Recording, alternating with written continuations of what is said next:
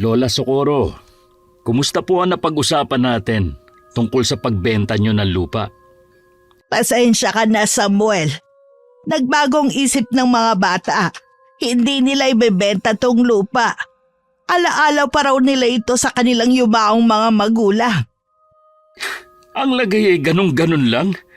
Hindi naman pwede na kapag naisipan nilang iatras ang pagbenta ng lupa mababaliwala ang perang ipinangpuhunan ko sa inyo. Nangabala kayo ng tao. Pagkatapos parang binawi lang na candy. Paano naman ang paunang bayad ko sa inyo? Ang saklap naman kung mauuwi lang sa wala ang perang pinaghirapan ko. Hindi naman namin tatakbuhan ng perang naibigay ninyo. Talagang hindi ko akalaing magbabago ang isip ni na Angelito at Yoli. Anak naman ng putya Wala akong pakialam sa dahilan nyo. Ang tinatanong ko ay ang pera ko. Paniguradong nagastos nyo na. Ngayon lang naman kayo nakahawak ng 50 mil sa buong buhay nyo Inaamin ko naman na mahirap lang kami. Pero huwag kang magbibitiw ng mga salitang makakasakit ng damdamin naming mahihirap. Sa isang liblib na baryo sa probinsya ng Pangasinan ay may nakatirang isang mayamang mag-asawa na ang layunin ay bumili ng maraming lupain para sa kanilang itatayong asukarera o pagawaan ng asukal. Mula sa maliit na kubong yari sa dingbing na kawayan at bubong na gawa sa pawid, nakatira ang maglolola na sina Yoli, Angelito at Lola Socorro. Ulilang lubos na ang magkapatid at ang lola na lamang nito ang natitira nilang pamilya. Ang baryo ay pinamamahalaan ng isa ring kurakot na punong barangay na si Kapitan Tiago. Pinili ng mag-anak na manirahan malayo sa bayan para ipagpatuloy ang pagtatanim ng mais na siyang pangunahing pinagkukunan ng kanilang pangangailangan sa araw-araw. Dahil sa pagkakaroon ni Lola Socorro ng malubhang sakit sa baga, napilitan ng matanda na ibenta ang nasabing lupain. Pero dahil sigurista ang mag-asawang Samuel at Cora, ika-4 na parte muna ang binayaran sa matanda. Dahil sa narinig na masasakit na salita ni Samuel kay Lola Socorro, ay napilitang lumabas ng balkonahe ang 18 taong gulang na si Yoli. Ibabalik ko naman ang pera, pero hindi pa sa ngayon. Tutubuan ko na lang kung gusto mo. Tubo? Hindi ko kailangan ng tubo. Ang napagkasunduan natin ang siyang dapat na masunod. Ngayon lang ako napahiya ng ganito sa buong buhay ko. Mahiya naman kayo kay Kapitan Tiago na inabala ko pa para lang pumunta rito. Para lang sa pagpapatibay ng pirmahan natin. Hindi na magbabago ang isip ng mga bata. Hindi na nila ito ibebenta. Wala kaming ibang mapupuntahan kung sakaling ibenta sa inyo ang lupa. Hindi nyo sana ako inabala. Kayo lumapit sa akin, hindi ako. Nananahimik ako sa bahay nang puntahan nyo ako para kunin ang paunang bayad sa lupa. Ako namang si tanga na binigay ko agad ang pera. Hindi kayo nagdalawang salita sa akin Aminado naman kaming kasalanan namin at nasa akin ang pagkukulang. Aba, Kapitan, narinig mo naman. Malinaw na panloloko ito. Kapag ganyan ang usapan, hindi ako mananahimik lang. Ayaw ko pa naman sa lahat ay yung inaagrabyado ako pagdating sa pera. Mapipilitan akong paalisin kayo sa lupa ninyo. Total naman, bayad ko na ang ika-4 na parte. May karapatan na akong paalisin kayo. Wala kang karapatan. Sana wag nang umabot pa dyan. Nakikiusap ako. Huwag niyo sana kaming gipitin ng mga apo ko. Ako pa nang gigipit? Ba't tinamaan talaga na 10 kamalaso, no? Pera ko ang kinukuha ko. Ibigay nyo ang pera ko, tapos ang usapan. Hindi may pagtapat ni Lola Socorro na nagastos nito ang pera. Naibili niya ng gamot niya.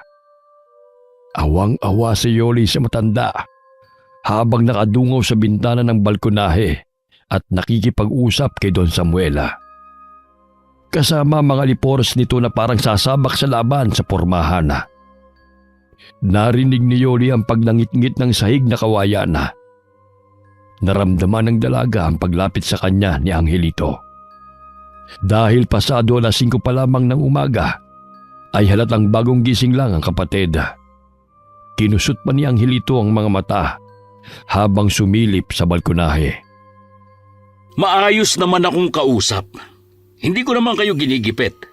Nagkasundo tayo sa bayaran. Kayo ang nagkulang. Natural na sumama ang loob ko. Nakaplano na mga gagawin ko negosyo sa lupa eh. Nakikiusap pa kung bigyan niyo pa kami ng palugit. Kahit 2 o 3 araw. Hindi. Ano to? Tawaran? Panay ang pagkumpas ng kamay ni Don Samuel habang nagpapaliwanag sa matandang babae. Napagod na ang matanda sa pagkipagtalo kay Don Samuel, kaya't napaupo na lamang sa upuang tumbang-tumba na yari sa kahoy. Halata ang panginginig sa katawan ng matanda. Hindi naman nakatiis si Yoli, kaya sumali na sa usapan. Pasensya na po kung sasali ako sa usapan ninyo. Pero may sakit po si Lola at bawal siyang mapagod. Ibabalik po namin ang pera ninyo, Don Samuel. Ang totoo ay nagastos na namin ito pampagamot kay Lola, kaya hindi na namin maiaabot sa inyo ng buo. Yun ang sabihin nyo. Kanina pa ako dito eh. Pinaligoy-ligoy nyo lang ang usapan. Huwag po kayong mag-alala. Babayaran po namin. Kailan? Kailangan ko ngayon ng pera. Kasalanan nyo to eh. Tapos, akong paghihintayin nyo? Hindi. Hindi pwede ang gusto nyong mangyari. Huwag naman po ninyo kaming pagtataasan ng boses. Hindi po namin tatakasan ang utang namin sa inyo. Hindi utang ang pera na yun. Dahil yun ang napagkasunduan natin. Dala ko na sana ang kabuoang halaga ng bayad sa lupa. Bibigyan ko kayo ng palugit. Hanggang bukas. Tara na, Kapitan. Ang hirap makipag-usap sa mga taong walang pinag-aralan. Hindi po kami aalis. Magbabayad kami ng ate ko. Hoy! Huwag niyo akong pinaglololoko. Hanggang bukas. Kailangan nakapagpasya na kayong ibenta ng tuluyan sa akin ng lupa. Dahil kung hindi, mapipilitan akong ipakaladkad kayo sa mga tauhan ko. Hindi naman po yata tama. Nakaladka rin ninyo kami sa sarili naming pamamahay. May karapatan din kami bilang tao. Huwag niyo po sana kaming gipitin at takutin. Hindi ko kayo tinatakot. Sinasabi ko lang kung anong kaya kong gawin. Baka sa uli, pagsisihan niyo ang panloloko niyo sa akin. Pinapaalalahanan ko lang kayo. Paalala o pagbabanta? Narinig niyo naman po, Kapitan. Pinagbabantaan kami ni Don Samuel. Imbis na sumagot, ay umangat lamang ang kaliwang kilay ni Kapitan Tiago habang naangisi.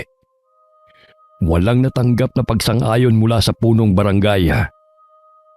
Sa halip ay tinalikuran lamang sila nito. Inihatid na lamang nila ng tingin ang papalayong mga bisita. Iba talaga ang nagagawa ng pera. Ultimo, Kapitan, ay kayang pasunurin ng pera. Hahamakin ng lahat. Makuha lang ang material na bagay dito sa lupa. Pababayaan po ba natin na paalisin tayo sa sarili nating lupa? Kasalanan ko, mga apo. Kung hindi ako nagkaroon ng malubhang sakit, hindi ninyo maiisip na ibenta ang lupa. Hindi sana kayo nagkaproblema ng ganito kalaki. Lola, hindi po ninyo kasalanan. Gahaman lang sa pera si Don Samuel. Para sa halagang 50,000 piso, kulang na lang, pumatay ng tao.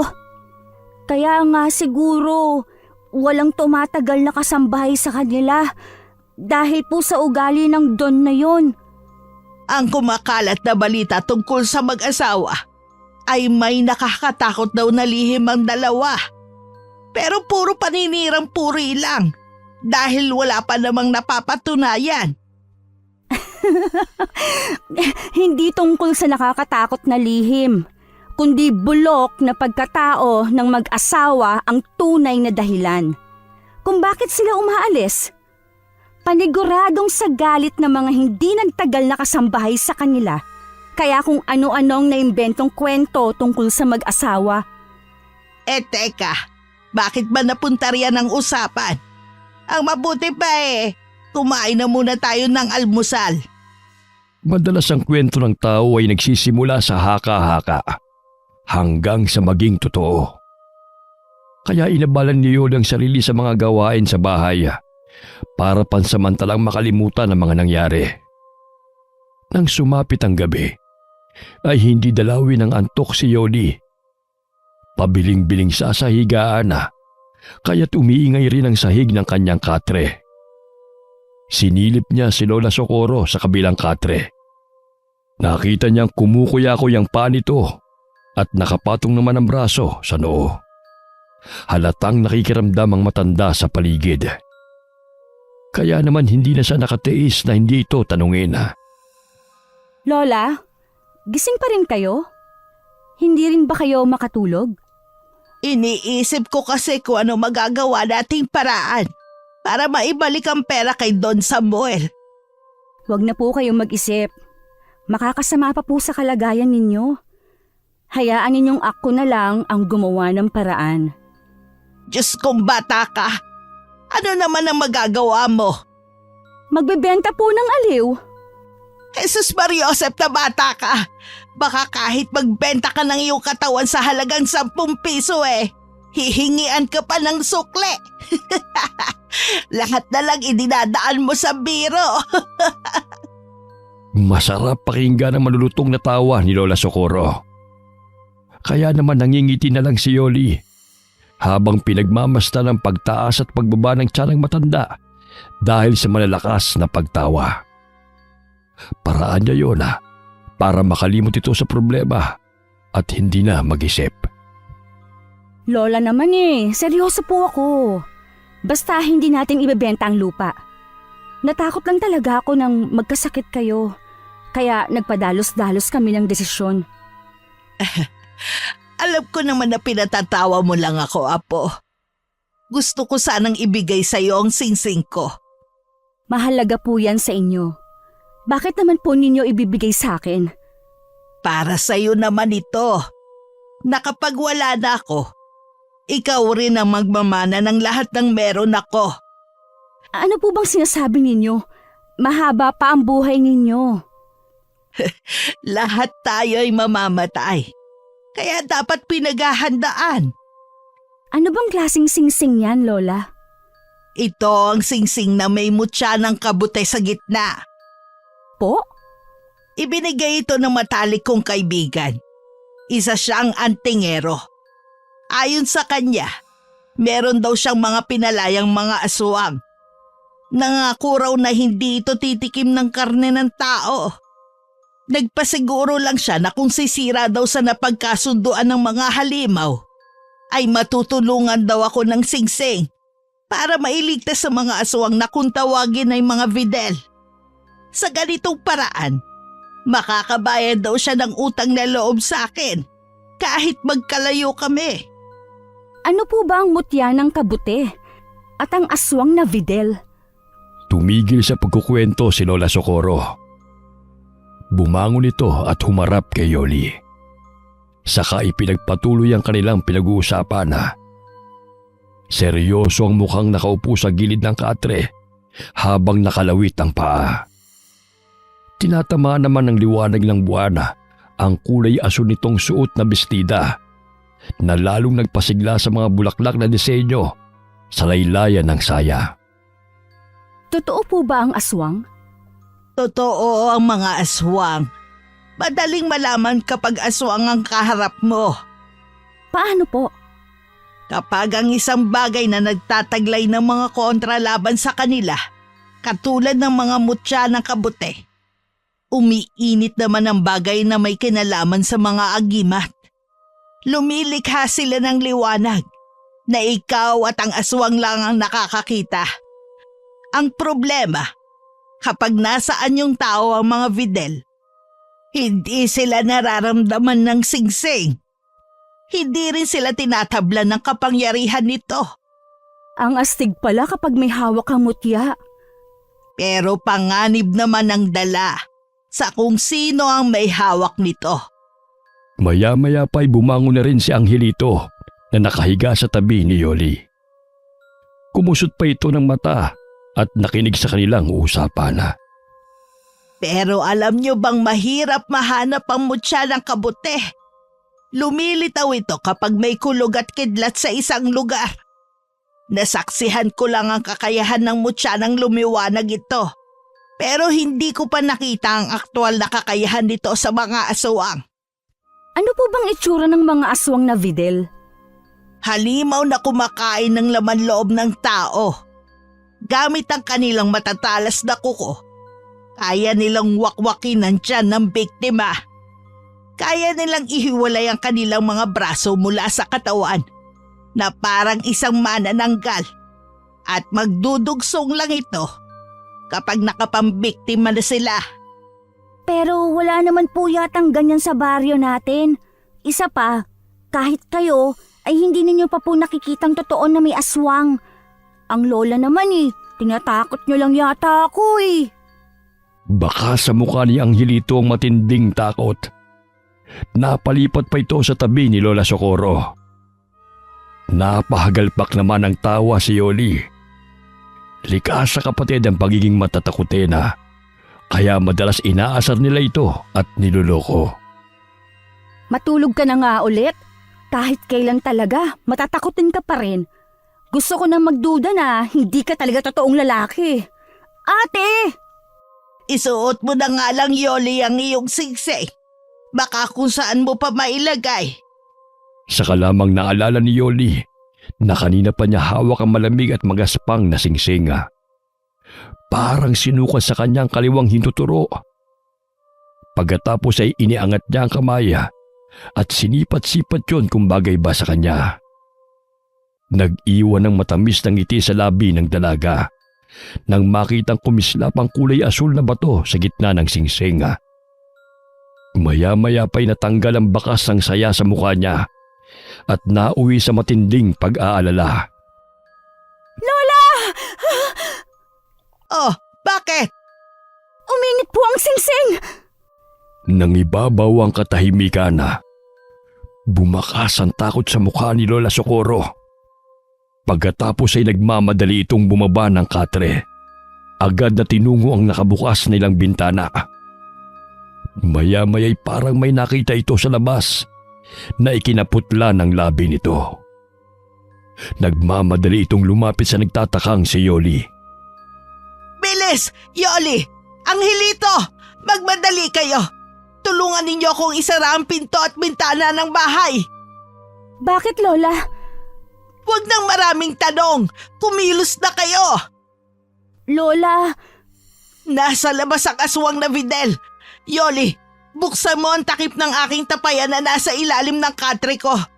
Kunin mo sa loob ang arnis. Ikaw naman, Angelito, harangan mo na mabigat na bagay ang pinto para hindi makapasok ang halimaw. Ganon din ang mga butas na pwedeng pasukan ng mga putol nilang braso.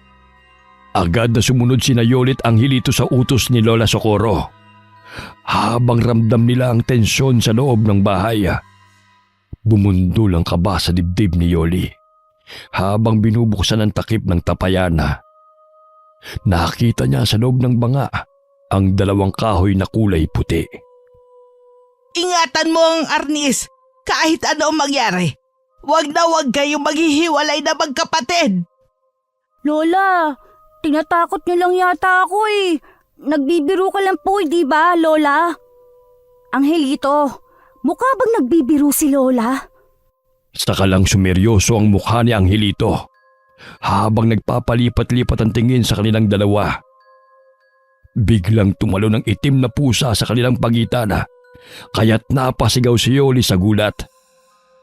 Kahit alaga nila ito, nagdulot pa rin yun ng pangamba sa kanila. Ay! Tumbong ni Lola! Ano at nadamay ang tumbong ko? Umayos nga kayo magkapatid para pusa lang Teka, pusang itim. Masamang pangitain. Anong ibig niyong sabihin? Hindi na nakapagsalita si Lola Socorro dahil may narinig na silang ingay sa bubong. Parang may kung anong nilalang ang bumubuta sa pawid na gustong pumasok sa loob ng kanilang silid. Napatingala silang tatlo Pagkatapos may kumaluskos naman sa dingding na parang may gumagapang. Lola, ano ang ingay na yon? Ate, natatakot ako. Umalis na kaya tayo dito. Tumahimik ka nga, Angelito. Yoli, silipin mo nga sa labas kung ano yon. Lakas loob na humakbang papalapit sa nakasaradong bintana si Yoli. Sinilip niya ang harapan ng kanilang bahay. Halos manlaki ang kanyang mga mata nang makita niyang naroroon pa rin ang nilalang na nakita ng kanyang lola. Nakatayo sa may kakahuyan. Lola, hindi pa rin siya umaalis. Para siyang normal na tao dahil sa kanyang anino. Bilis, Apo! Alam ko na kung ano nilalang ang nagkukutkot sa bubong. Kumikilos na ang kanyang putol na braso. Magmadali kayo! Ang mga Fidel, mapanganib sila! Paano po ninyo, Lola, na lamang aswang ang nasa labas? Hindi po ba't hindi pa ninyo nakikita ang kanilang itsura? Dahil sa singsing, kaya tama na ang tanong. Dapat mabilis ang mata ninyo. May kakayahan silang gumapang at tumalon na parang mga gagamba sa bilis. Parang tuko kung makakapit ang kanilang mga kamay sa balat ng tao. Lola, hindi ko po kayo maintindihan. Ano bang pinagsasabi ninyo? Kalahi ng manananggal ang mga Videl. At tayo ang punteriya nila. Hindi na nakapagsalita si Lola Socorro nang biglang lumagpak sa gitna nila ang buhay na kamaya. Ang mukha kagad ng matanda ang pinuntirya nito. Nanggaling ito sa nabutas nilang bubong. Dinukot nito ang bunganga ng matanda. Hindi nakagalaw ang magkapatid nang makita nila kung paano dinukot ng daliri ang dila ng matanda. Sa bilis ng pangyayari, ayaw gumana ng isip ni Yoli kung ano ang kanyang gagawin. Dahil hindi mahugot ang dila ng matanda, pinuntira naman ang putol na kamay ang mata nito. Lola! Ate, si Lola! Tulungan natin si Lola! Lola! Hindi! Halos manginig ang buong katawan ni Yoli. Nabitiwan niyang arnis at nilapitan ang nakahigang matanda. Umiiyak at nagsisisigaw ang matanda dahil sa sakit. Ang mga bata ko! Natatarantang dinampot ni Yoli ang putol na braso at inihagis malapit sa kinatatayuan ni Angelito. Sa takot ng binatilyo, pinagtatatapakan niya ang putol na kamay. Maya-maya'y may malakas na sigaw sa labas ng kanilang bahay ang umalingaw-ngaw. Nakaalis na rin ang kamay ng kalaban. Para itong gagamba sa bilis gumapang. Nagpalipat-lipat pa ito sa mga dingding ng kanilang silid. Maya-maya pa ay nakapasok na rin ang isa pang braso na may nakalawit pang kapirasong laman sa dulo. Binalot ng takot ang magkapatid sa nakakakilabot na itsura ng mga nilalang. Biglang kumalat ang liwanag sa buong kwarto dahil sa suot na singsing ni Yoli. Lumiliwanag ang mutya! Ate! Totoong sinabi ni Lola. Napapaso ang mga putol na braso sa liwanag ng nanggagaling sa mutya. Ate! Si Lola! Ang mga mata ko! Ang mata ko! Napaluhod sa sahig si Yoli katabi ni Lola Socorro. Niyakap niya ito ng mahigpit. Naramdaman niya ang panginginig ng katawan ng matanda. Habang takip ng palad nito ang sariling mga mata. Saktong pagkawala ng liwanag ng mutya, muling inatake ng putol na braso si Lola Socorro. Dinampot ni Yoli ang parte ng katawan ng halimaw at sa galit ay ubod lakas din niyang kinagat ang daliri nito. Narasahan niya ang malansang dugo sa kamay at mabaho nitong amoy. Hindi napansin ni Yoli at Angelito ang pagpuslit ng isa pang braso para wakwakin ang tiyan ng kanilang lola gamit ang matutulis na kuko. Ate! Si Lola!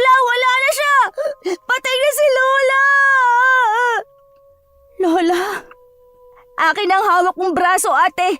Ako na ang dudurog sa halimo na pumatay kay Lola.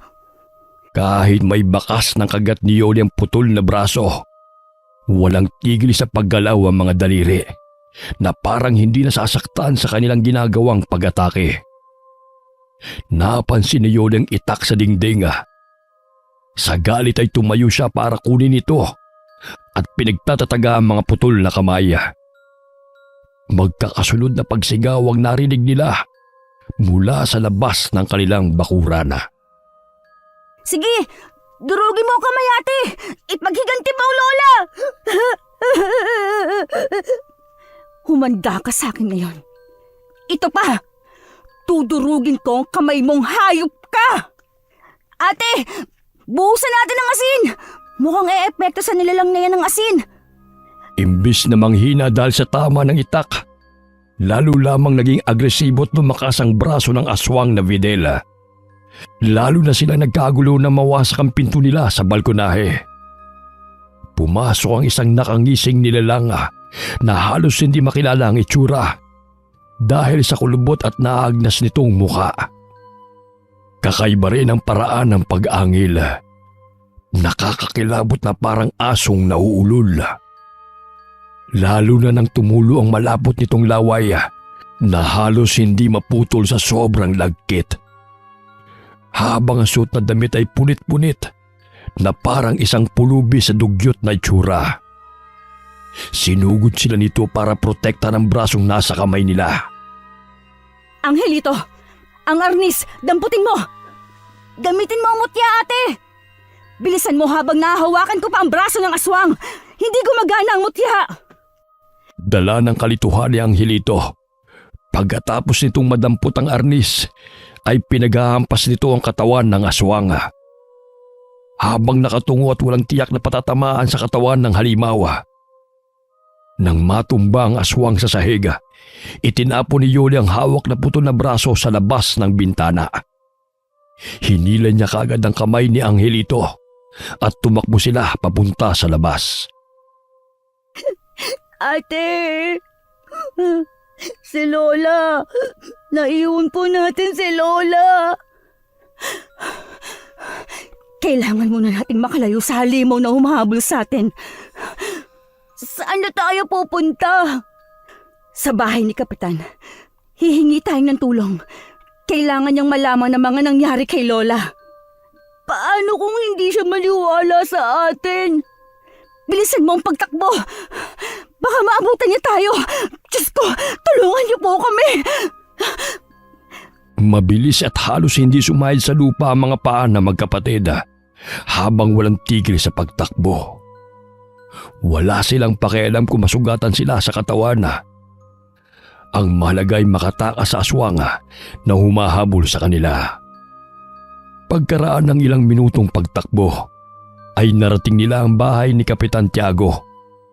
Bukas pa ang ilaw at halatang may mga tao pa sa loob dahil sa mga tsinelas na nasa puno ng hagdanan. Mula sa labas ay maririnig ang masasayang kwentuhan ng dalawang tao na nag-uusap. Humihingal na sumilip si Yoli sa pintuan.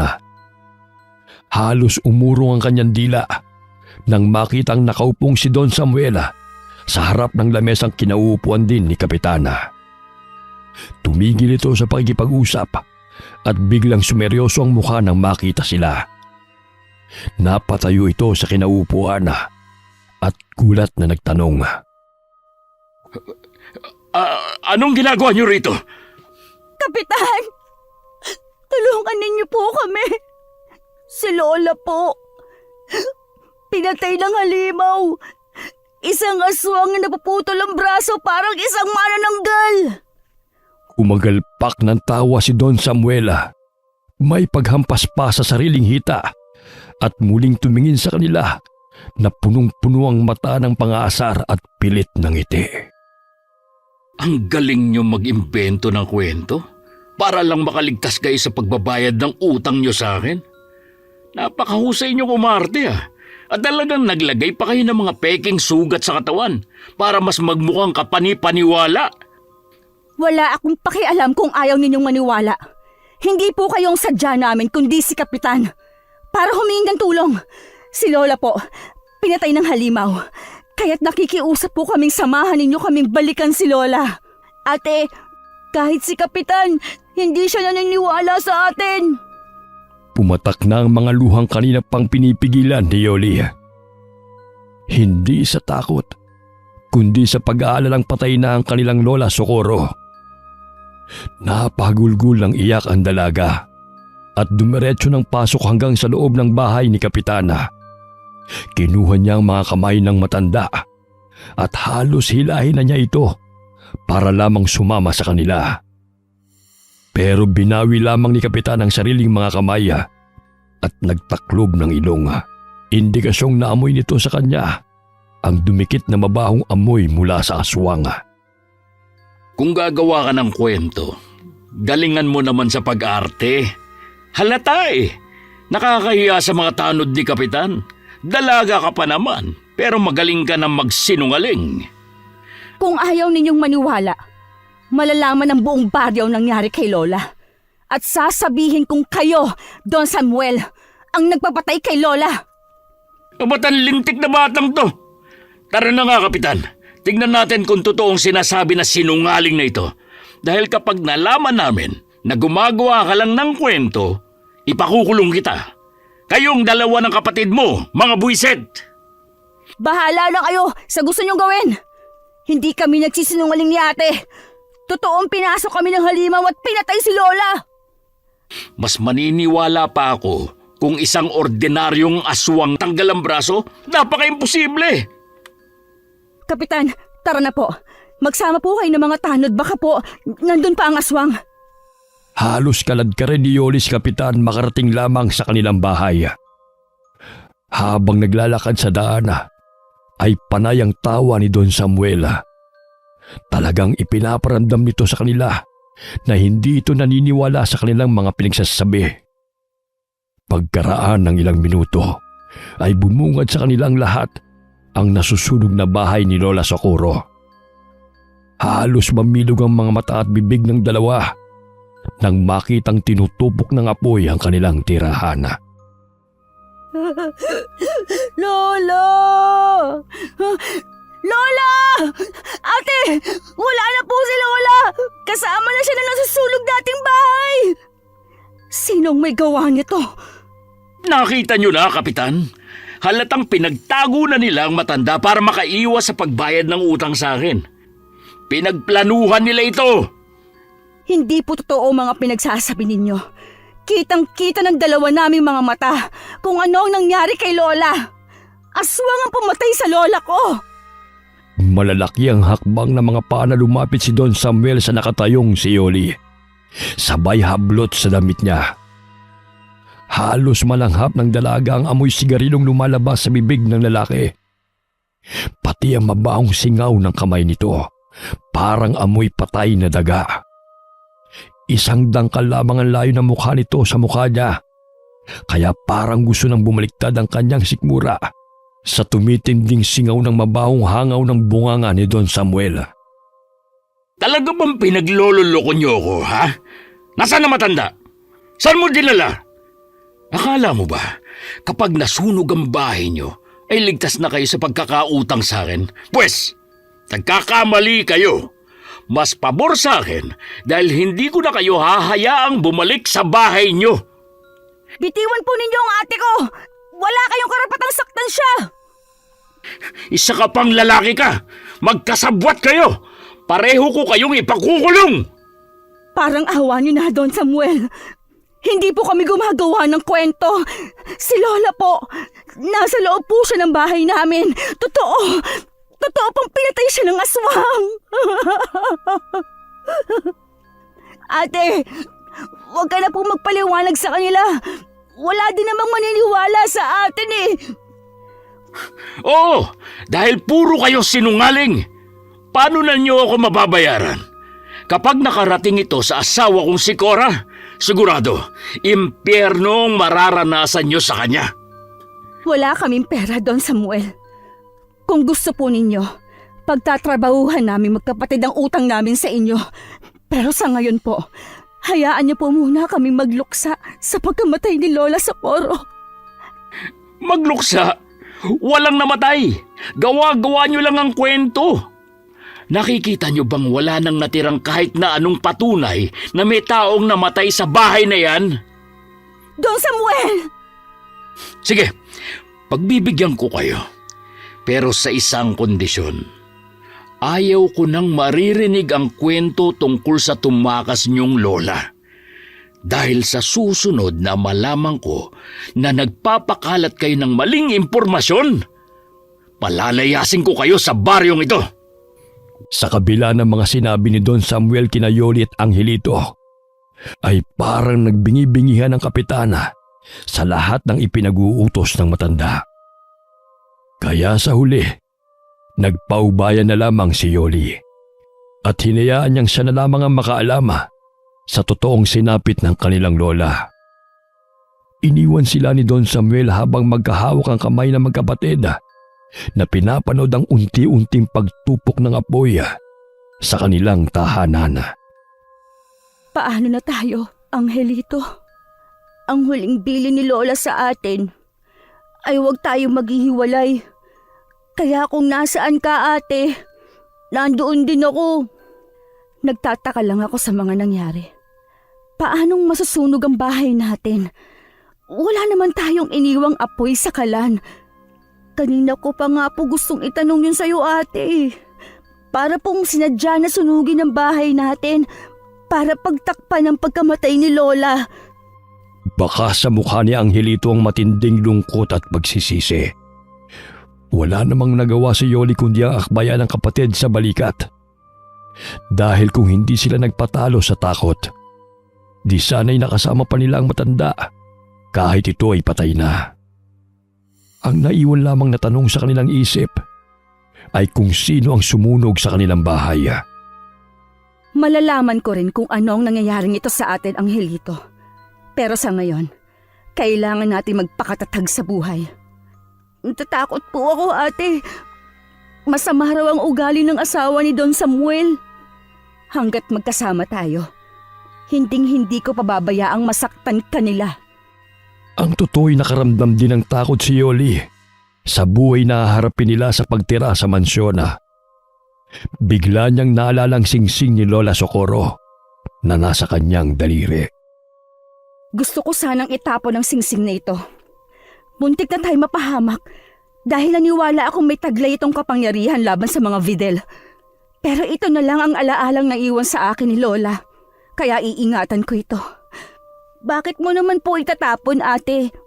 Kung hindi dahil sa singsing, hindi natin malalamang may aswang sa labas ng bahay natin. Huwag ka na magsisi. Tanggapin na lang nating wala na si Lola. Hindi ko maiwasan ang hindi sumama ang loob at sisihin ang sarili ko dahil sa mga nangyari.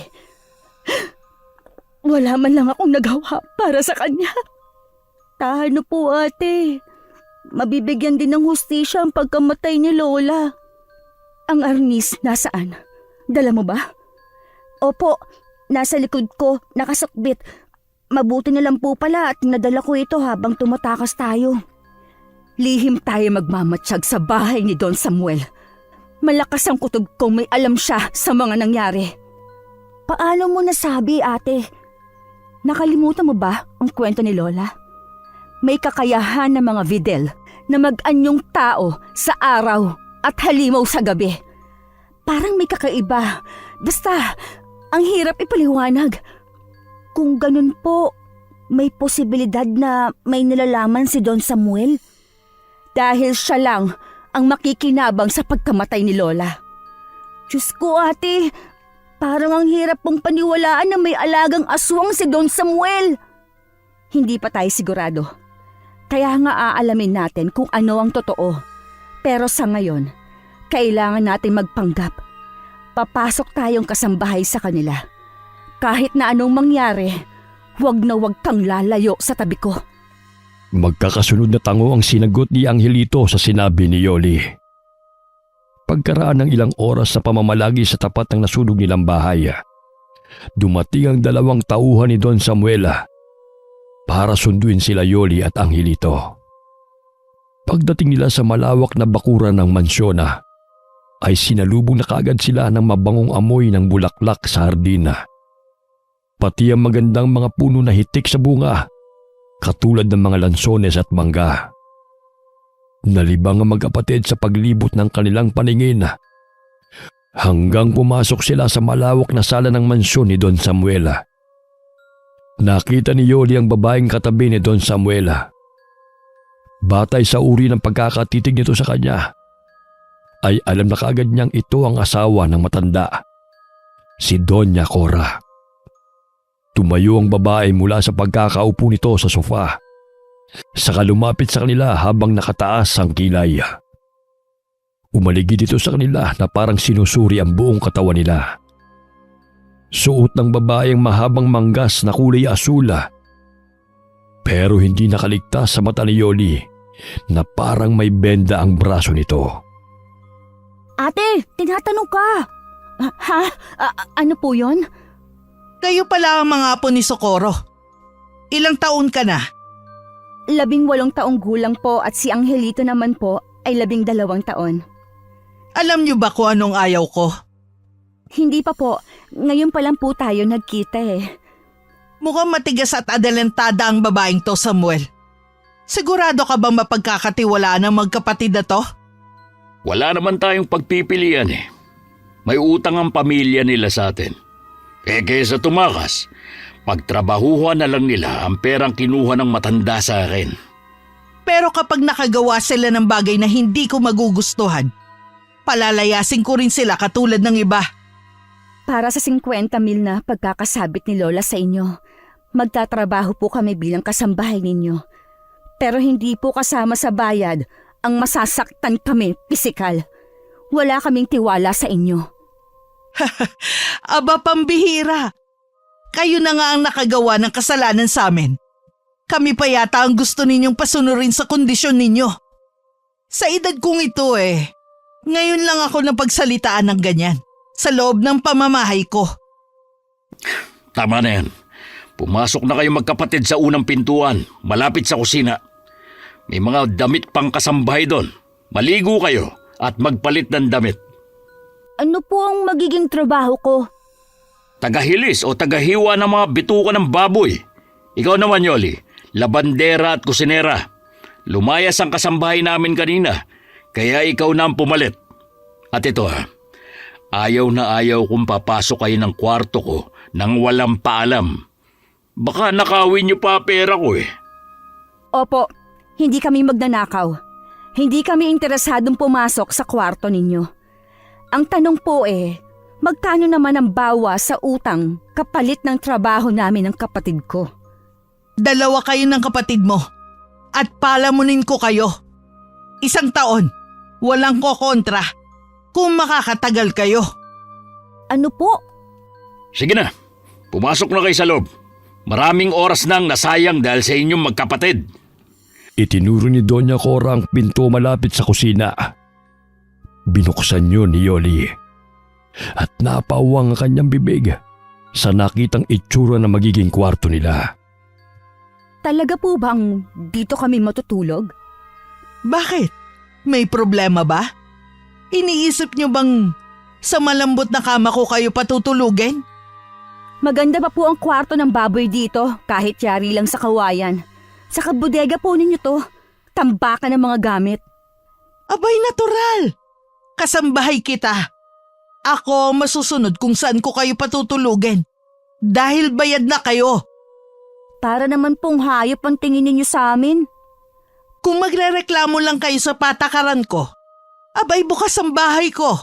Makakaalis na kayo. Kung hindi lang mahalaga sa amin ang lupa, hindi kami papasok na kasambahay sa inyo. Kasalanan ko bang lumaki kayong hampas lupa? Sumusobra na po kayo! Hindi sinasadyang nasagi ni Yoli ang braso ni Doña Cora. Napangiwi ito sa sakit at bumakas sa mukha nito ang matinding galit. Kaya naman naitulak siya nito ng malakas. Aray! Ano ba? Nananadya ka yata.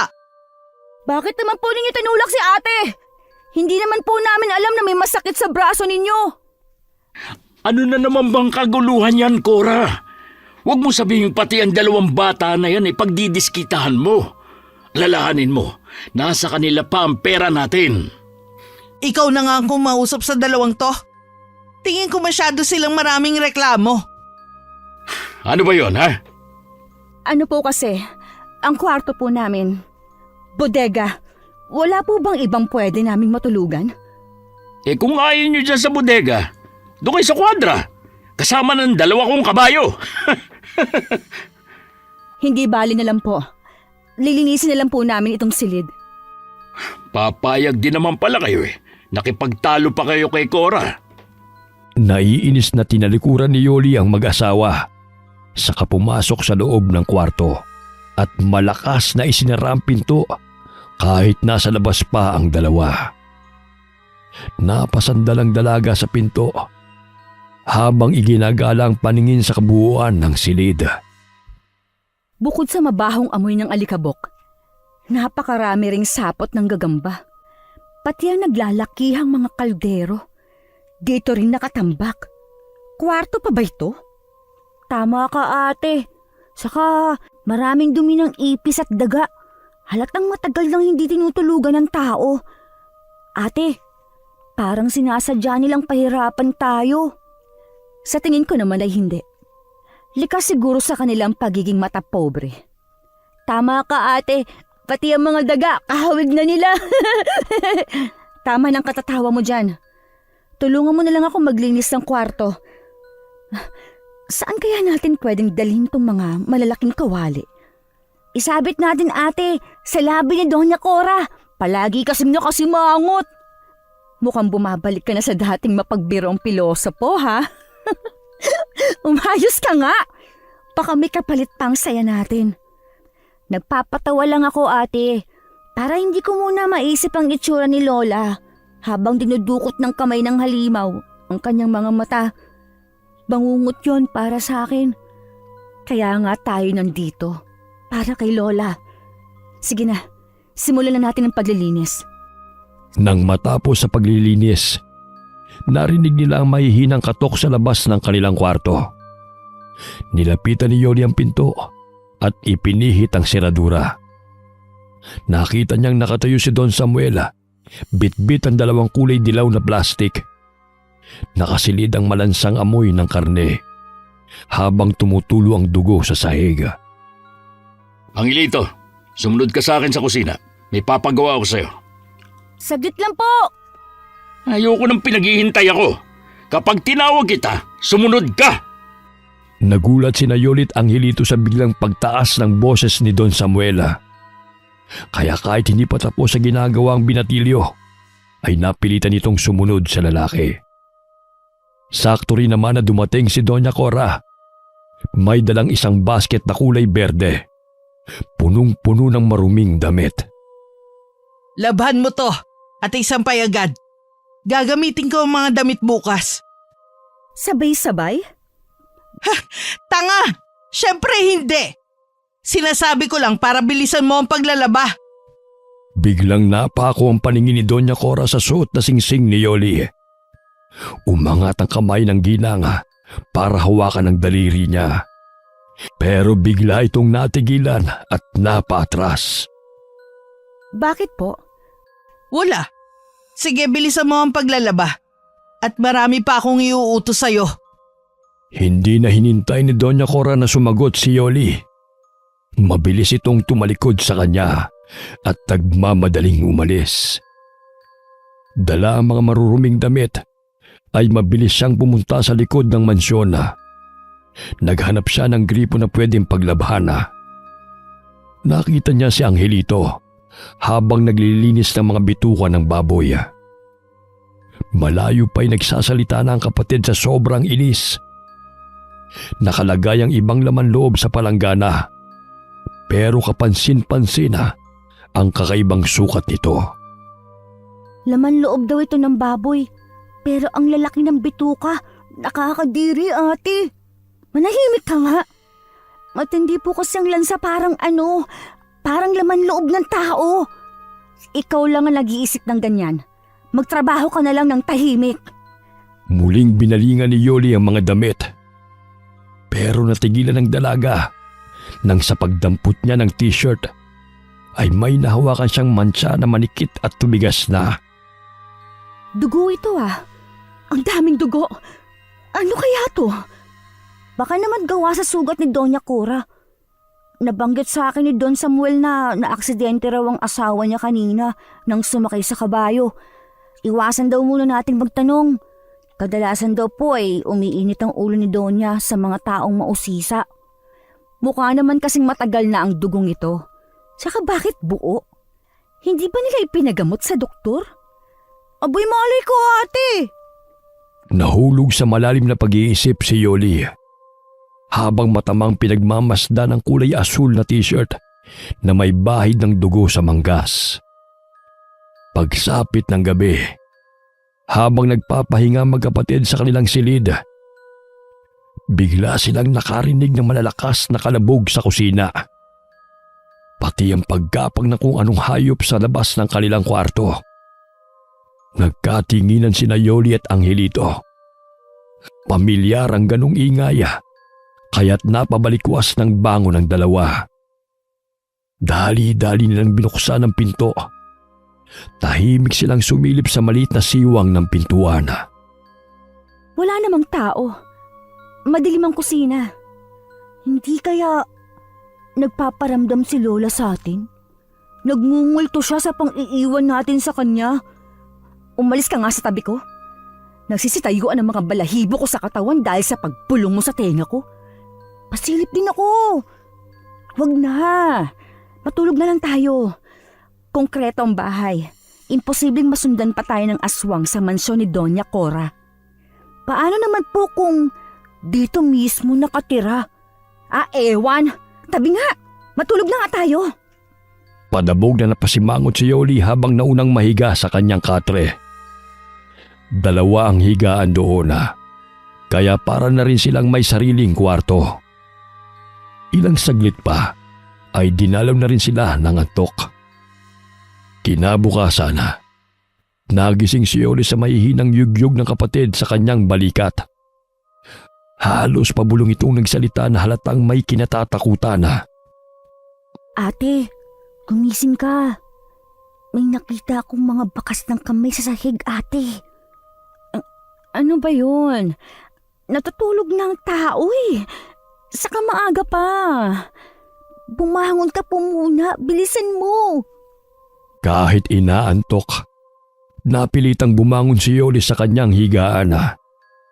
Idagdag pang malakas na paghila ni Angelito sa kanyang braso. Pagbaba niya ng katre, ay naglakad na siya papunta sa pinto. Napatingin siya sa sahig. Totoo ngang may mga bakas ng kamay sa kulay puting semento. Nawala ang kanyang antok. Napatungo siya at pinagmasdang mabuti ang mga nakadikit na kulay pula sa sahig. Bago lang ang mga bakas. Saka ano tong mga nakadikit na parang laman ng kung anong klaseng karne?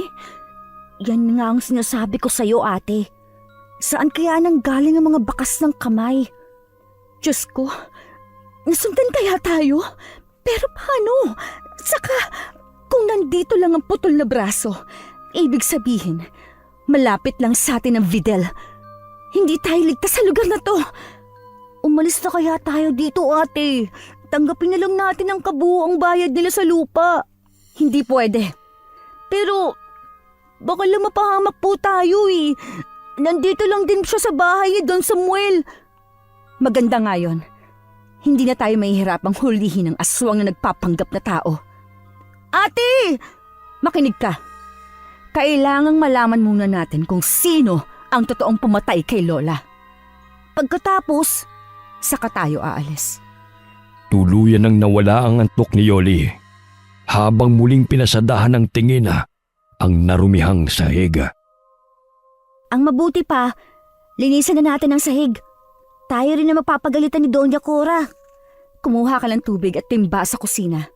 Ako na ang bahala maglinis ng dumi. Ang baho na parang ano, ha ate? Naaamoy ko ng katulad na baho sa katawan ni Don Samuel. Hays! Kalimutan mo na nga lang ang sinabi ko. Mabilis na tumalikod si Angelito kay Yoli para pumunta sa kusina. Naiwan siyang nag-iisip. Hanggang pumasok sa isip niya na magmanman tuwing gabi. Hindi na muna niya ipaalam kay Angelito ang tungkol sa mga pinaplano niyang yon. Eto na po ate. Ilapag mo sa sahig. Ano mga bakas na to? Saka bakit hindi nyo pa nililinis? Kakikita pa lang po namin pagkagising ko. Hindi po namin alam kung saan nanggaling ang duming ito. Bilisan nyo. Linisin nyo na ang dumi. Ang baho eh. Habang nagsasalita si Don Samuel sa harap ni Yoli, palihim niya itong pinagmasdana. Sinuring mabuti ang mga kilos. Siguro'y nahalata ng lalaki ang ginagawa niyang pagkilati sa mukha nito. Ano pa ang tinatayo-tayo mo, Yoli? Tulungan mo ang kapatid mo! Oo, nga pala. Ate, bilisan mo po. Nakakadiri. Ang daming mga nakadikit. Pagkatapos nyo dyan, magluto ka na, Yoli, ng almusal natin. Pag nagising si Cora, ay hahanapin niya mga pinalinisan niyang bituka ng baboy sa kapatid mo. Hindi na tumugon si Yoli. Sa halip ay binilisan niya ang pagkuskos sa mga mansa sa sahig. Mabilis na lumipas ang oras. Pagkatapos ng trabaho ay nakahiga na ang magkapatid sa katre. Sinadya ni Yoli na huwag matulog para malaman kung saan nanggagaling ang bakas na yon. Maya-maya pa ay nakarinig siya ng mahinang pagbukas ng pinto sa kwarto ng mag-asawa. Akmang babangon ang dalaga nang biglang magsalita si Angelito. Ate, saan ka pupunta? Ha? Gising ka pa? Naiihi na kasi ako. Matulog ka na. Hindi po ako makatulog. Pagkatapos na nakita natin kanina, pakiramdam ko kapag natulog po ako, bigla na lang susulpot sa higaan kong putol na braso. Hindi yun mangyayari. Sinisigurado kong nakasara ang pinto bago tayo matulog. Tsaka, wala namang mga matang braso na yon. Ang nagmamay-ari sa kanya ang totoong nakatingin sa atin. Kaya malakas ang kutob ko na nasa paligid lang natin siya. Ano nga ang gagawin mo? Kanina ko pa kasi nakikita na panay ang tingin mo sa mukha ko. Tinamaan na lintik. Ang akala ko natutulog ka na. May narinig akong ingay sa labas. Gusto kong malaman kung sino ang aswang na nakatira sa bahay na to. Natigilan si Yoli nang biglang lumiwanag ang suit niyang singsenga, kasabay ang pag-init nito. Bakit natigilan ka, ate? Ang singsing, umiinit na naman. Malawak din ang liwanag na lumitaw sa silid. Indikasyong nasa paligid lang natin ng aswang. Ano? Ate, umayos ka nga. Para kang hindi lalaki. Akala ko ba, ipagtatanggol mo ko? Pero, hindi naman sa aswang, ate. Nagmistulang batang paslit si Angelito nang bumangon ito sa pagkakahiga at lumapit sa kanyang katre. Kumapit ito sa kanyang braso habang walang tigil sa paglinga sa buong silid na parang nakikita nitong may gumagapang na kung anong hayop sa bubong. Tara, samahan mo ko. Dalhin mo ang arnis. Titignan natin kung ano ang ingay na yon. Huwag na kaya, ate. Ano ka ba? Tayo ang pinupuntirin ng halimaw na yon. Gusto mo bang mamatay na lang tayo nang walang ginagawa? Hindi na naitago ni Yoli ang pagkairita sa boses habang nakatingin sa mukha ng kapatid. Iniwan niya si Angelito na walang imik na nakatingin sa ginagawa niya.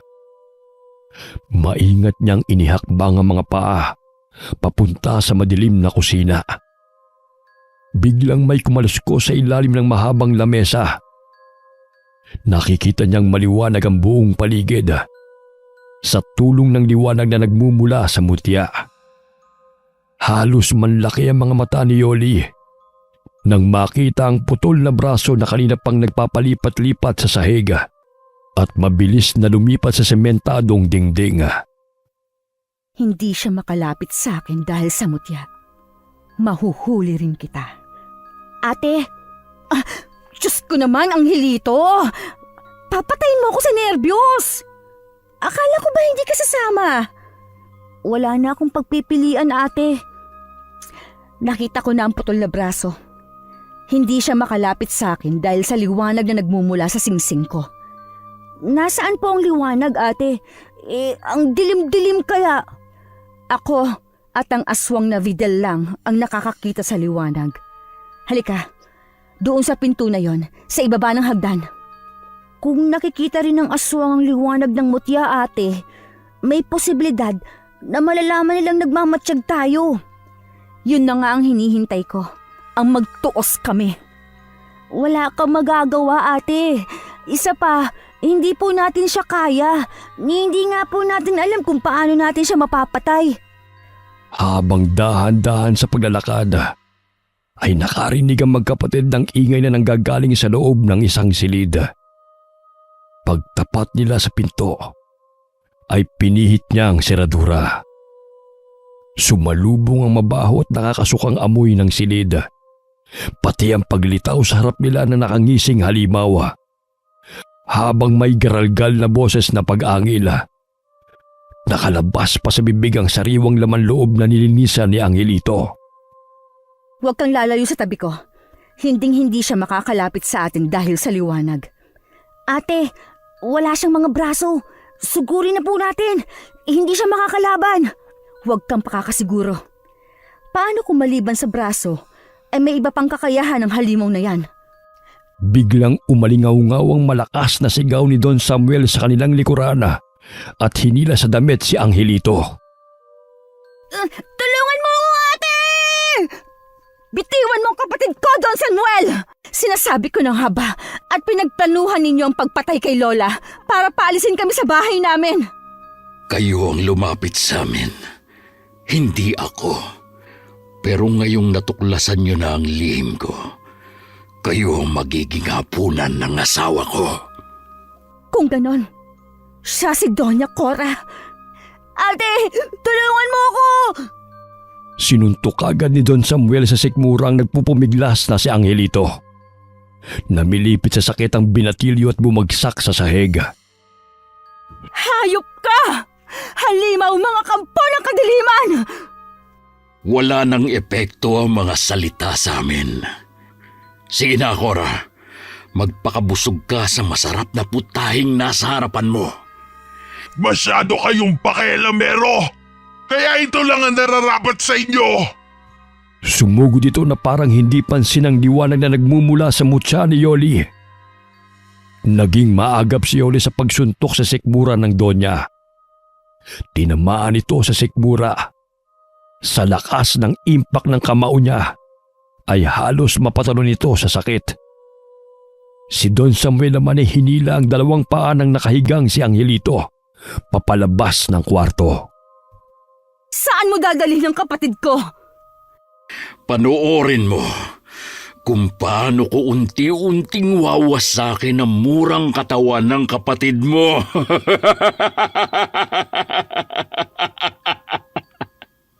Ate! Angelito!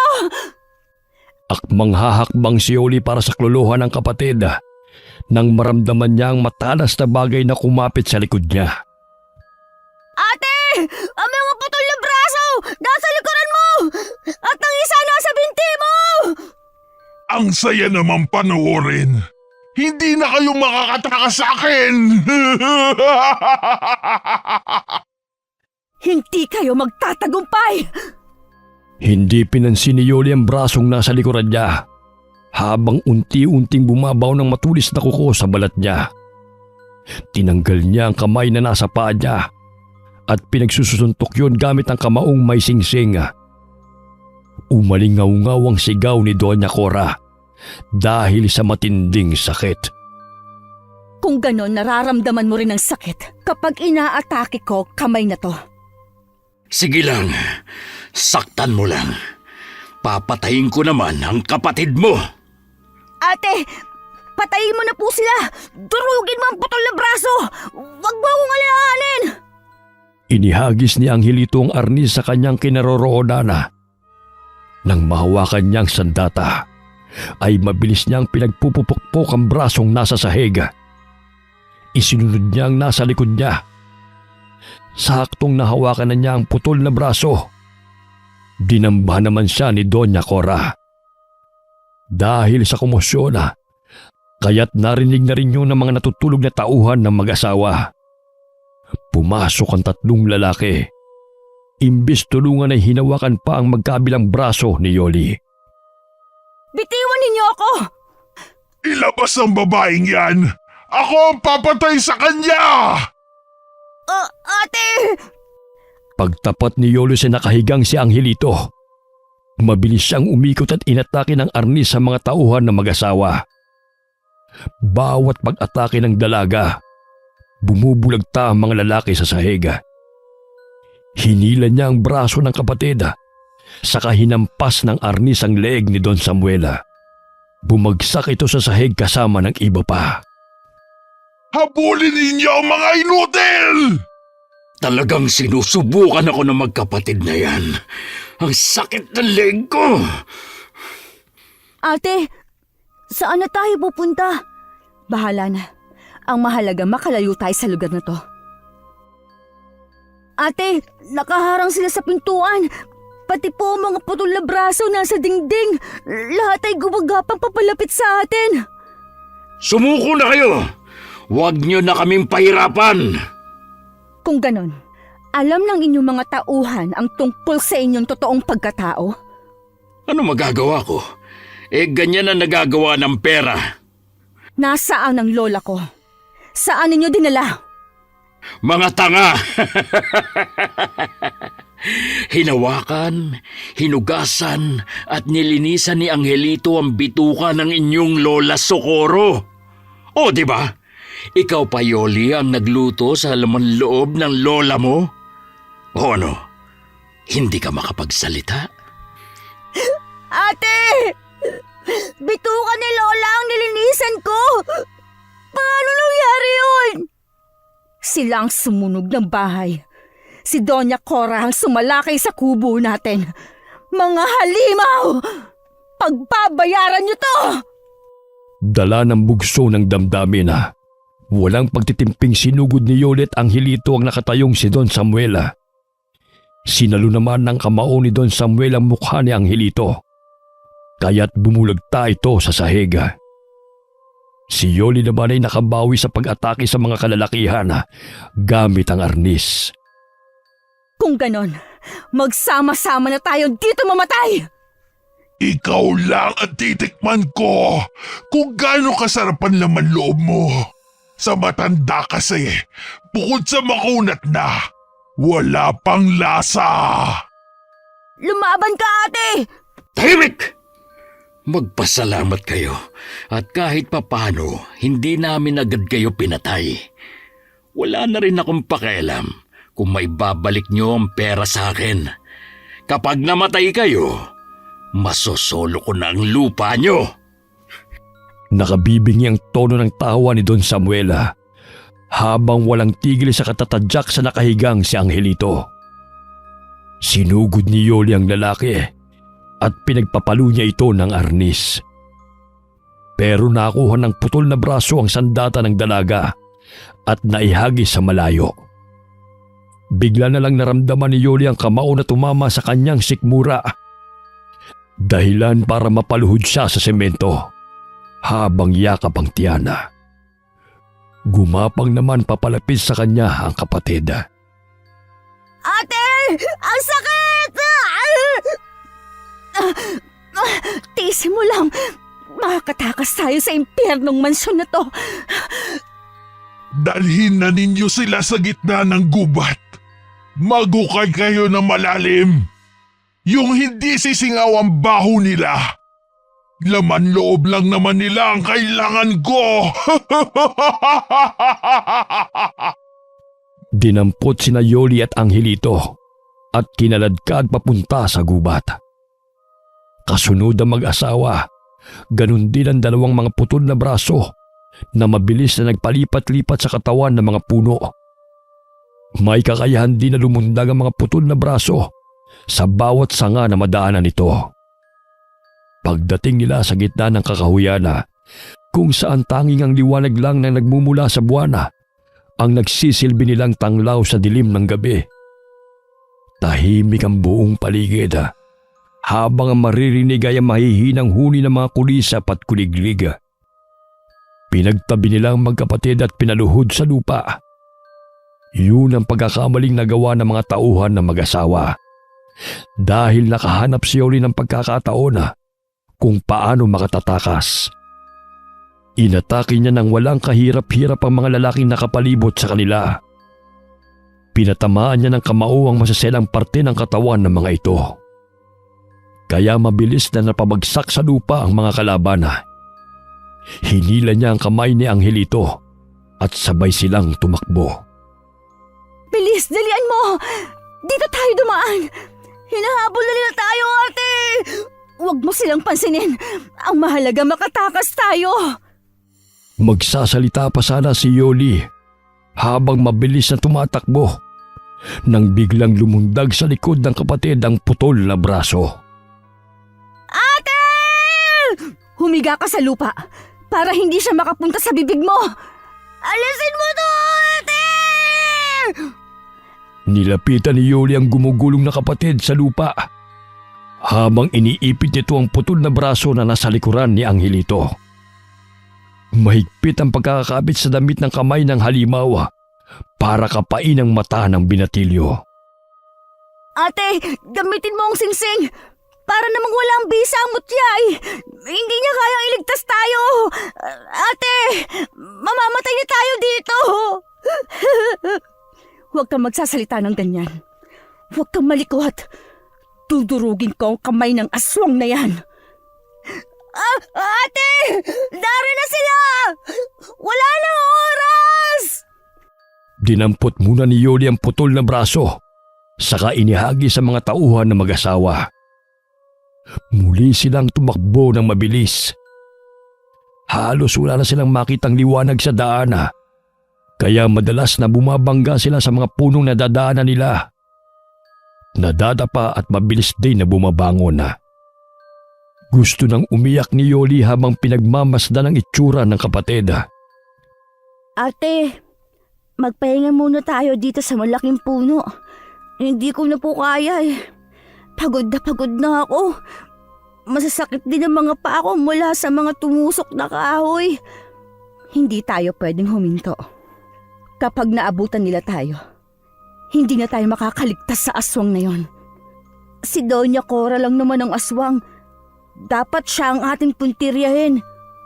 Walang kaalam-alam si Angelito na meron na namang nakakapit na kamay sa damit niya. Ate, huwag kang gagalaw. Talagang inuubos ng putol na brasong yan ang pasensya ko.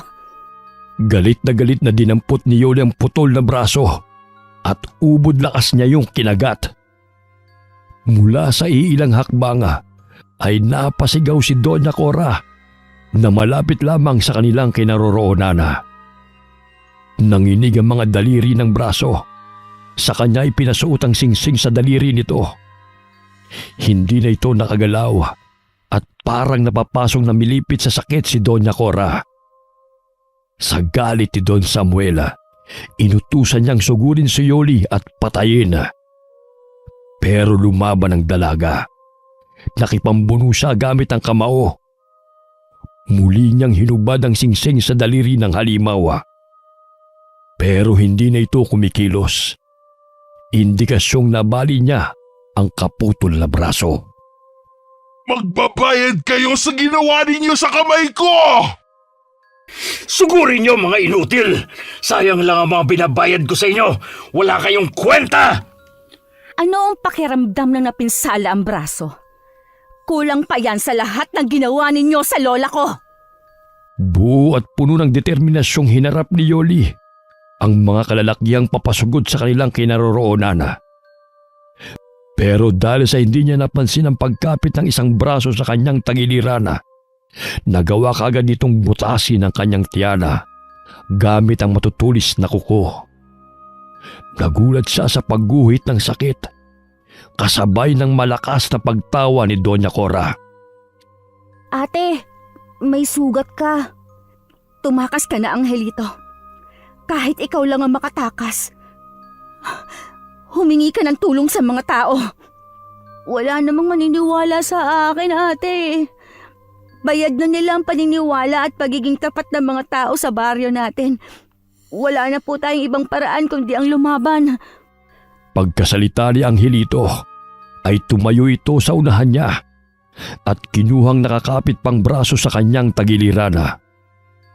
Bago nito pinakawalan ng braso, ay tadtad na ito ng malalakas na pagbayo ng suntok sa buong bahagi ng kamay. Kaya lamang hindi nila kayang tapatan ng malakas na puwersa ng mga tauhan ng mag-asawa. Binugbog si Angelito at hindi ito tinigilan hanggat hindi nawawalan ng malaya. Sunod na binalingan ay ang nakaluhod sa lupa na si Yoli. Ilang sipa at suntok ang sinalo niya sa mga kamay ng mga lalaking gumulpi rin sa kanyang kapatid. Halos kapusin siya ng hininga nang bumagsak ang kanyang katawan sa lupa. Kahit nanlalabo ang paningin, nakikita niyang parang may nakatayo sa bahagi ng madilim na kakahuyan. Malinaw rin na narinig ni Yoli ang boses ng lalaking bagong dating. Hersundo! Besretuno! Gureblina! Hindi maaari. Tumakbo na tayo mga kasama. Halika na, Cora. Bilisan mo. Nariyan si Tanda. Patayin na muna natin ang dalawa! Wala nang oras para dyan. Halika na! Tulong. Mahina at halos pabulong na boses ni Yoli nang humingi siya ng tulong. Nakatingin ang mapungoy niyang mata sa papalapit na matanda. Habang ang mga tauhan na mag-asaway sabay-sabay na kumaripas ng takbo. Nagmamadali ang matandang lalaki na lumapit sa kanilang kinaroroonan. Mahaba ang kulay puti nitong balbas na bumagay sa suot na damit at lumang pantalon. Nakatali rin ang buhok na kulay puti sa likod habang nakasaklob sa ulo ang sombrerong gawa sa abaka. Malayo pa ang matanda ay amoy niya na ang mabangong amoy na dala nitong lubigana na madalas din niyang naaamoy kay Lola Socorro. Naramdaman ni Yoli ang bigat ng talukap ng kanyang mga mata na parang hinihila siyang matulog. Ilang sandali pa ay tuluyan nang nawalan ng malay si Yoli. Kinabukasan ay biglang nagising si Yoli sa loob ng ibang kwarto. Gawa yun sa sawali. Katabi niya si Angelito sa maliit na higaan na yari sa kawayan. Maya-maya'y nakarinig siya ng mahinang tikhim sa kanilang paanan. Mabuti naman at gising ka na. Tamang-tama. Mainit pa tong sabaw ng talbos ng kamote na may hipon. Masarap ito. Medyo maasim kasi nilagyan ko ng bunga ng sampalok. Nasaan po ako, Lolo? Nasa bahay ko. Nahirapan din ako magbuhat sa inyong dalawa. Pakiramdam ko nga nabali ata ang gulugod ko. Pasensya na po, Lolo. Salamat po sa pagkakaligtas ninyo sa buhay naming magkapatid. Kung hindi po kayo dumating, baka napahamak na kami at napatay ng mga aswang na yon. Ilalapag ko muna itong mangkok sa lamesa ha. Humigop ka muna ng sabaw habang mainit pa. Huwag mo nang isipin yon. Mabuti na lamang at napadaan ako sa lugar na yon. Natagpuan ko kayo. Paano napunta kayo sa gubat na yon? Namasukan po kaming kasambahay ni na Doña Cora at Don Samuel. Alam mo bang matagal ko nang binabantayan ng mag-asawang yan? Matagal sana silang patay. Pero nangako sila na hindi sila mambibiktima ng tao. Mga hayop lamang daw sa gubat ang kanilang kakainin. Alam po ninyo na mga aswang na Videl ang mag-asawang yon? Oo. Teka muna. Paano mong nalaman ang tungkol sa mga aswang na bidel? Dalawa lang naman kami ni Socorro ang nakakalam tungkol sa mga aswang na natatanggal ang mga braso. Lola ko po siya. Sa kasamaang palad, pinatay po siya ng asawa ni Don Samuel. Ang mga hayop, hindi sila tumupad sa usapan. Magbabayad sila. Panahon na siguro para putulin ang kanilang mga sungay. Wala bang iniwan o sinabi ang lola mo tungkol sa ibinigay kong singsing sa kanya? Ang totoo po ay sa akin niya ibinigay ang singsing. Pero wala naman po palang silbi to. Muntik na kaming mapahamak ng dahil sa mutyang ito, Lolo. Hindi totoong walang silbi ang singsing dahil ito lamang ang makakatalo sa mga aswang na pumatay sa lola nyo. Ginamit ko po ito. Liwanag lang ang lumalabas. Lumalakas din ang kamao ko kapag nanununtok. Pero hindi po yun sapat. Walang epekto sa mga halimaw ang kakayahan ng singsing. Dahil hindi mo alam kung paanong gamitin, hindi na ituro sa iyo ang orasyong magbibigay ng bisa para buhayin ang kapangyarihan ng mutya. Akin na ang singsing at ipakikita ko sa iyo kung paanong palabasin ang liwanag na nanggagaling sa mutya. Hinubad ni Yoli ang suot na singsing saka iniabot sa matanda. Kinuha ito ni Lolo Dino. Hinaplos muna ang bato na nasa gitna bago isinuot sa daliri. Gersawe, hindunin, pulma! Ano pong nangyayari? Ang liwanag na lumabas sa singsing ay kayang pumatay ng masasamang elemento na nagtatago sa dilim. Ilang metro ang epekto nito sa paligid ng iyong katawan. Kapag lumiwanag na ang singsing, saka mo bigkasin ang orasyong binigkas ko sa iyo kanina at kaya nitong bingihin o paduguin ang tenga ng mga aswang. Kaya po pala kahit anong gawin ko, ay hindi gumagana ang singsing. Kaya nang bigla akong dumating at makita ng mga aswang, halata sa kanila ang matinding takot. Dahil alam nila na kayang-kaya ko silang patayin. Kung nalaman ko kagad ang nangyari kay Socorro, dun pa lamang, pinatay ko na sila. Salamat, Lolo. Nangako sila sa akin na sa oras na mahuli ko silang pumatay ng tao, ay tutugisin at papaslangin din sila. Kaya sa mga oras na ito, nagtatago na ang mag-asawa. Ang hindi nila alam, kahit saan sila magpunta, maamoy at maamoy ko sila. Inumin mo na yung sabaw. Nalibag na ako sa pagkukwento. Paano po si Angelito? Ligtas na siya. Nabugbog lamang ang katawan. Ang yabag nyo kasing humarap sa mga tauhan ng mag-asawang yun eh. Ano bang laban nyo sa kanila? Wala na rin po kaming mapupuntahan. Kaya mas pinili naming lumaban kaysa mamatay ng walang ginagawa. Lalabas na muna ako. Magpahinga na kayo. Magpalakas. Dahil kapag magaling na ang mga sugat nyo sa katawan, hahanapin natin ang mga aswang na pumatay sa kaibigan ko. Pagkatapos magpaalam ay lumabas ang matanda sa kanilang silid. Naiwan si Yoli na nakamasid sa natutulog na si Angelito. Halos mapuno ang mukha nito ng pasa at sugat.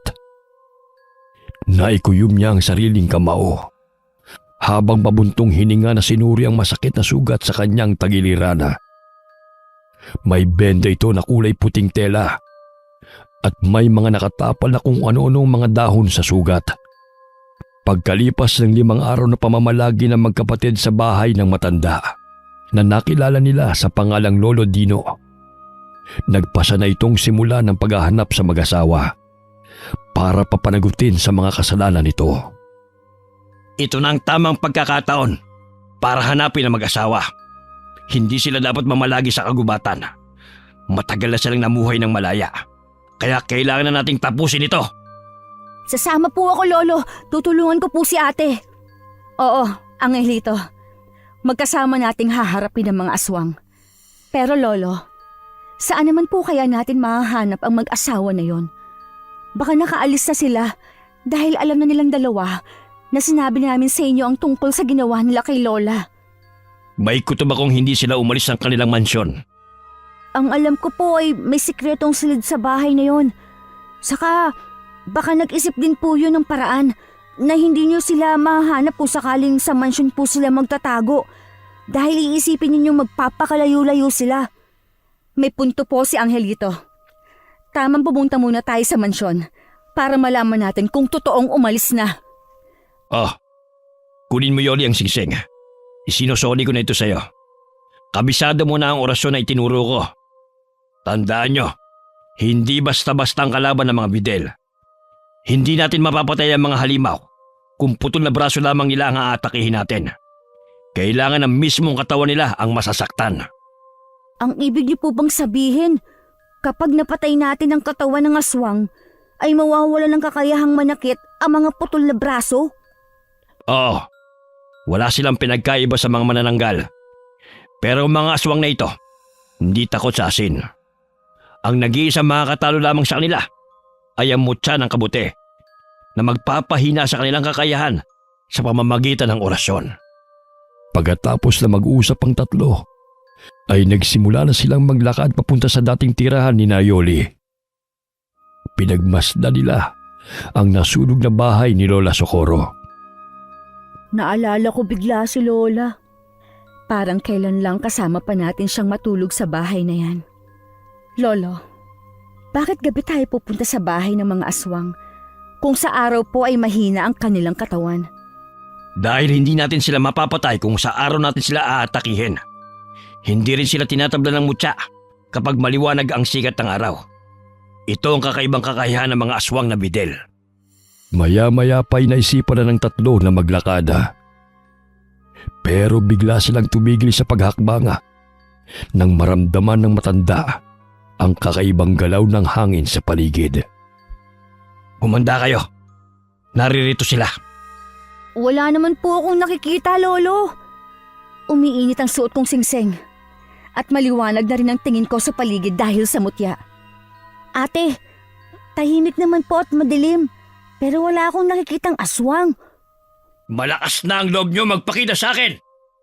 Alam kong nariyan lang kayo sa madilim na bahagi ng kakahuyan. Lumabas kayo! Lolo, ang dami nila. Lahat po ba sila yung mga aswang? At saka, parang mapupulan na ang kanilang mga mata. Higit na mas nakakatakot ang kanilang itsura kumpara sa dati. Dahil kumakain na sila ng karne ng tao.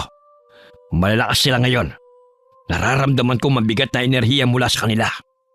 Mukhang pinaghandaan nila tayo, Lolo. Mula sa kakahuyan ay nagsilabasan ng iba pang mga aswang, kasama ang mag-asawa. Lahat ay nakasuot ng itim na mga damit na para ng mga vampira. Mamamatay lang din naman kami sa kamay ng matandang hukluban na yan. Lalaban kami para sa buhay namin. Si Doña Cora lang naman ang aswang. Pero kung umasa si Don Samuel, parang siya ang pinuno. Dahil siya talaga ang pinuno. Kapag nagpalit na siya ng anyo, mas naiiba siya sa itsura ng kanyang asawa. Dahil mas mabangis ang lalaking bidel. Kaya mag-iingat kayo. Pati po ba ang mga tauhan nila? Diyos ko, kasama po nila si Kapitan Tiago. Kasabwat nila ang punong barangay. Ang pagkakamali ko, hinayaan ko silang mabuhay. Patawarin niyo ako. Namatay ang lola niyo dahil sa kapabayaan ko. Tama na, Satsat. Simulan na ang laban. Kami naman ang dapat magwagi. Pwede namang tapusin na ito kung ibibigay ninyo si Yoli. Masyado ng perwisyo ang babaeng yan sa amin. Hindi na pinatapos ni Yolang sasabihin pa ng babae. Siya na mismo ang naunang sumugod sa mga kalaban. Iwinasiwas ni Yoli ang nag-iisang arnis sa ere. At bawat tamaan niya ay bumabagsak sa lupa. At hindi na nagagawang magpalit ng anyo. Nagulat ang mag-asawa sa galing ng dalaga, kaya napaatras ito. O ano? Nasaan ang tapang nyo? Si Yoli pa lang ang kalaban nyo. Pero marami nang bumagsak sa mga tauhan nyo. Mga inutil! Mukhang panonoorin ko na lamang kayo. Lolo, si ate, biglang nagliwanag ang suot niyang kwintas. Nakikita ko na rin kahit hindi ko suot ang mutya. Dahil kasama ka na sa pinoprotektahan ng mutya, unti-unti nang kinikilala ang ate mo bilang bagong tagapag-alaga ng mutya. Ilang minutong tumagal ang labanana hanggang sa natira na lamang ay ang mag-asawang Samuel at Cora. Baka sa mukha ng dalawa ang matinding pagkadismaya sa galing at husay na ipinakita ni Yoli. Panahon na para pagbayaran ninyo ang ginawa ninyo sa lola ko. Masyado kayong pakialamera. Lalong-lalo ka na, tanda. Nananahimik ka na lang sana sa bahay mo. Hindi ka na sana nang himasok sa buhay ng mga batang yan. Pagmasdan ninyo kung paano ko gugutay-gutayin ang katawan ng hampas lupang babaeng yan. Nagpanting ang dalawang tenga ni Yoli, kaya't hinarap niya si Doña Cora. Sa halip na katawan, ang mga putol nitong braso ang ginamit para panlaban. Mabilis ang paggapang ng isang kamay ng babae. Pero nahuli yun ang arnis ni Yoli.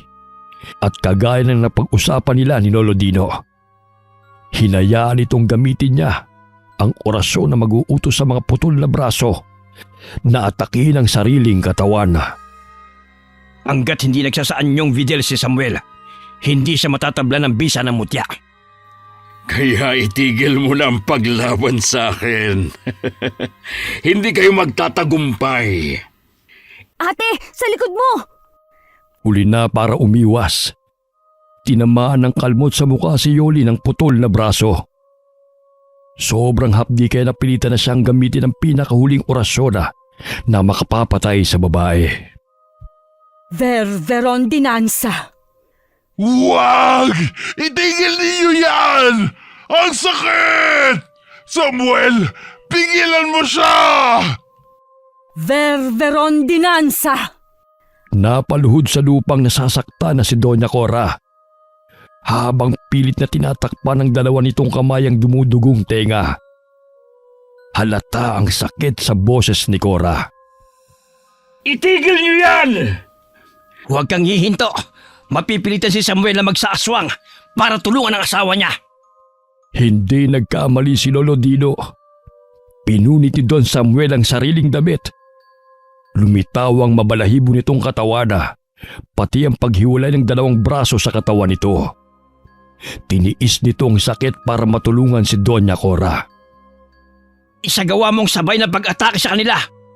Ang mismong putol na braso nila ang gawin mong armas laban sa kanilang katawan. Ang dalawang braso ni Don Samuel gumagapang sa katawan ni ate. Tutulungan ko po siya. Huwag mo lalapitan si Yoli. Hayaan lang natin siya.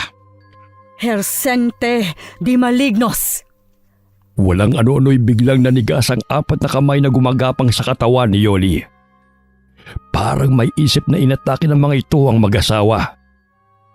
Gumapang ang mga putol na braso papunta sa kinaroroonan ni Doña Cora at ganun din kay Don Samuel. Hindi! Paano itong nangyari? Samuel!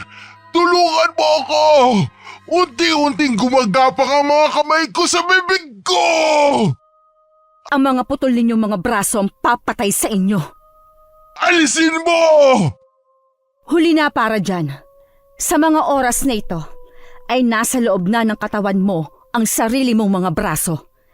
Para silang malambot na bagay na kayang magkasya sa loob ng bibig ng tao.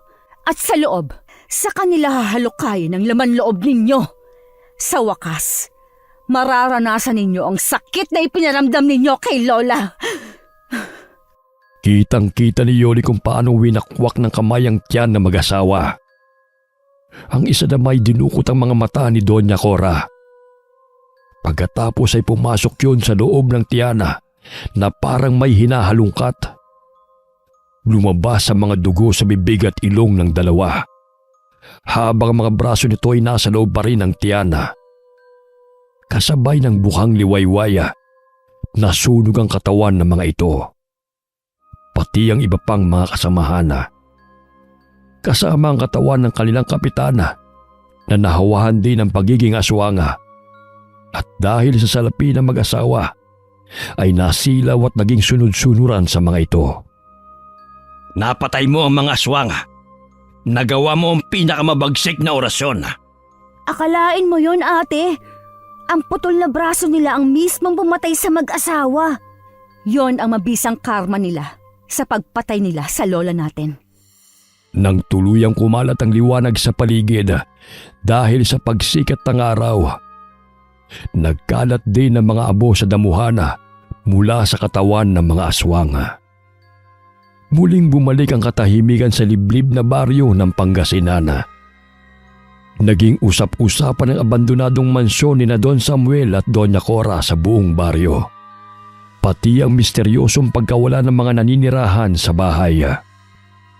Magpas hanggang ngayon ay nanatiling nakatago ang tunay na kwento sa likod ng abandonadong mansyon, kasama ang kasambahay na may nagliliwanag na mutya. Wakas.